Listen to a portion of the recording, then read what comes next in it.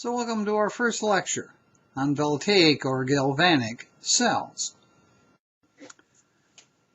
So if we take two beakers and put one of them a solution of zinc ions and in the other a solution of copper ions, we don't have to worry about the anions, and into the zinc solution we drop a chunk of copper, and into the copper solution we drop a chunk of zinc, what's going to happen? Well, come back 24 hours later, the zinc solution with a piece of copper in it will look exactly the same as it did before. On the other hand, the solution that had the copper ions in it, which was blue and silvery zinc metal in it, now is a colorless solution with brown solids sitting on the bottom. Something has happened. What's happened, of course, is we've had a redox reaction. The copper ions have taken electrons away from the zinc to give us metallic copper and zinc ions. So the copper ions were reduced, the zinc ions were oxidized, so it's a redox reaction. Of course, nothing happened in the solution where the copper already had the electrons, since the zinc ions aren't capable of taking electrons away from the copper, but the copper ions are capable of taking electrons away from the zinc. So let's change the problem a little bit. To our solution of copper ions, we add a piece of copper metal. To our solution of zinc ions, we add a piece of zinc. And what's going to happen now? Well, apparently nothing. Because, of course, when the copper ions remove electrons from the copper atoms, we end up with copper ions and copper atoms. And in the same way, when the zinc ions take electrons away from the zinc metal, we end up with zinc metal and zinc ions. And so apparently nothing will be happening. So what will happen if we connect our two pieces of metal with a good piece of conducting wire? Well, now the copper ions in the beaker of solution will be in contact with the zinc metal, not directly with the zinc atoms, but since the wire is a good conductor of electricity, they're still in contact with them. And what will happen? Well, obviously what will happen is electrons will start flowing from the zinc metal over and reducing the copper ions. We'll get a current flow. Well, we'll get a current flow for a fraction of a second and then everything will stop. And why is everything going to stop? Why would the electrons stop flowing? The zinc still has electrons to give away. The copper ions still want the electrons. So why do the electrons start to flow and then almost instantly stop? What's going on? Well, you shouldn't have to spend a lot of time thinking about what's going on. If nothing else happens, other than the fact that the electrons leave the beaker where the zinc metal is, and go over to the beaker where the copper ions are to reduce the copper ions, then what is obviously going to happen over any length of time? What's obviously going to happen is the zinc beaker is going to start accumulating a positive charge as the electrons leave, and as they accumulate and reduce the copper ions, the beaker with copper ions in it will accumulate a negative charge. And so the question is are the electrons going to continue to flow towards some place where it is obviously already negatively charged and away from the place that is positively charged? And the answer, of course, is no.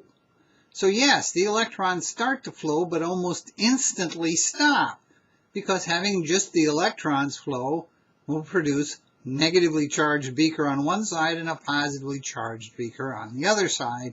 And like we said, that doesn't happen. You don't generate negative or positively charged species. If we want the electrons to keep flowing, we have to do something to balance out the charge. We have to add something else. And the something else we're going to add is what is known as a salt bridge. A salt bridge is simply a saturated solution of some very soluble ionic compound, such as potassium chloride. And it's simply a U-tube of glass full of the solution with some kind of cotton or glass wool blocking the ends so the solutions don't absolutely flow together, but so they are in contact. What's going to happen now?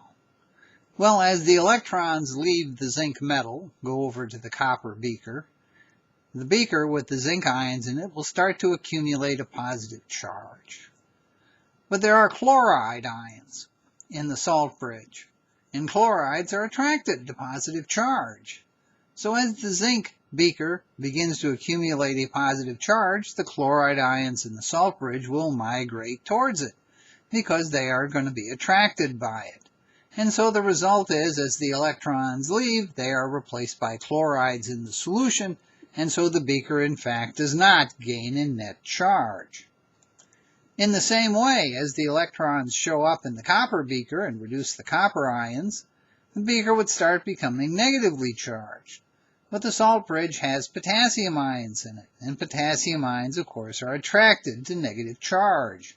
So as the beaker with the copper in it becomes negatively charged, the potassium ions from the salt bridge will migrate into it. And so again, there will not be any gain of net negative charge. As the electrons show up, the potassium ions go to join them, and so neither beaker becomes electrically charged and the current can flow. And so what we have is a galvanic or voltaic cell. And in the cell, it consists of 3 parts. 1, an anode, 2, a cathode, and 3, some kind of salt bridge to keep the charges from accumulating. At the anode, it attracts anions.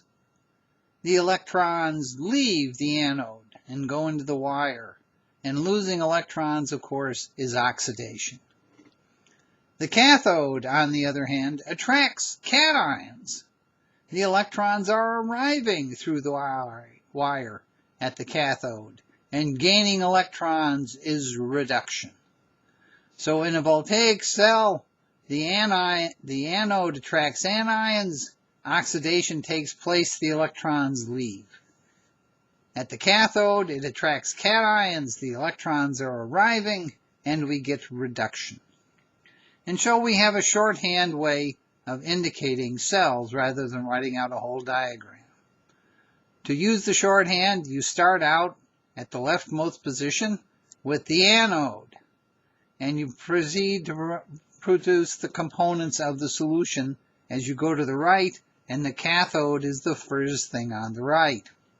A single vertical line indicates you have changed from one phase to another phase.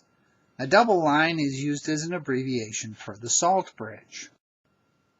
So in the voltaic cell, we have just generated the zinc, where the electrons are leaving, is therefore the anode, and so it gets shown first on the left. Progressing from the anode to the cathode, the next thing we run into is the zinc solution. The next thing we run into is the salt bridge.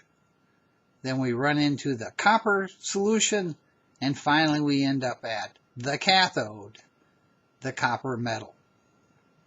And so we have the ABCs of cells.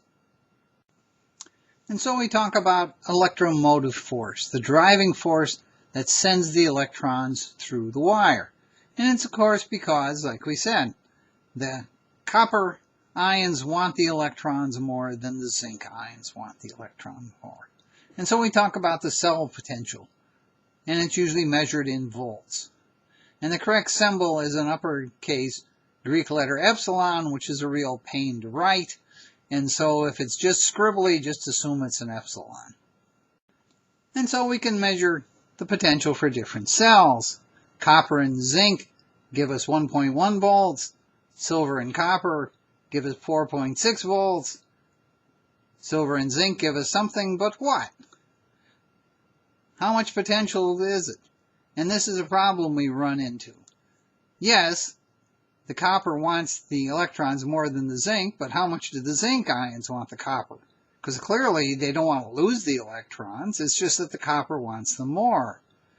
And so we end up with just relative scales, because of course somebody has to be on each end of the cell. We can't measure how much the copper ions actually want the electrons. We can't measure how much the zinc ions actually want the electrons. We can only get relative numbers. And so we have to establish some kind of scale. And so to establish our scale, we use what is known as an SHE. That is a standard hydrogen electrode.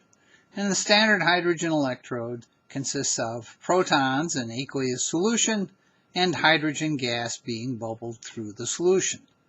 Now, the obvious problem with using this as part of our cell is, what are you going to connect the wire to? You can't wire it to the hydrogen or the potassium or the protons in solution, so what do? Well, what you do is you use an inert electrode. In the case of an SHE, this electrode is a piece of platinum wire. And so the platinum wire is in solution, the hydrogen gas flows over it, it's in contact with the protons in solution, and we have something we can tie the wire to. But the platinum is not part of the electrochemistry. It's just providing us with an electrode to tie the wires to. And we have defined the reduction potential for hydrogen protons picking up 2 electrons to form hydrogen gas as being 0. And so now we can start making measurements. We can simply create our half cells, that is the solution and its electrode on one side, and hydrogen SHE on the other side, and get a reading. And in the case of hydrogen and copper ions, we find out that the voltage is 0.34 volts.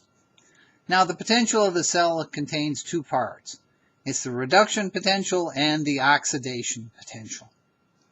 Well, we said the potential for the hydrogen is just 0. And so the reduction potential for the copper ions must be 3.47 volts. And so that gives us hydrogen's, or rather copper's, potential. We can set the same thing up with zinc, and the potential for that cell is 0.76 volts. But in this case, the electrons are flowing from the zinc to the hydrogen, rather than from the hydrogen to the copper. In the above example, the electrons are flowing from the zinc to the hydrogen. So it is the hydrogen that is getting reduced. It is the zinc metal that is getting oxidized. And so the 0.76 volts is the oxidation potential of the zinc. But we're defining potentials as reductions.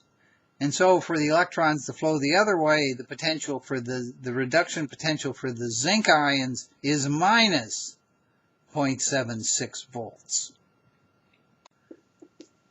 And so we can create a table of reduction potentials. It could be oxidation potentials, but the convention has been adopted that they always be written as reduction potentials.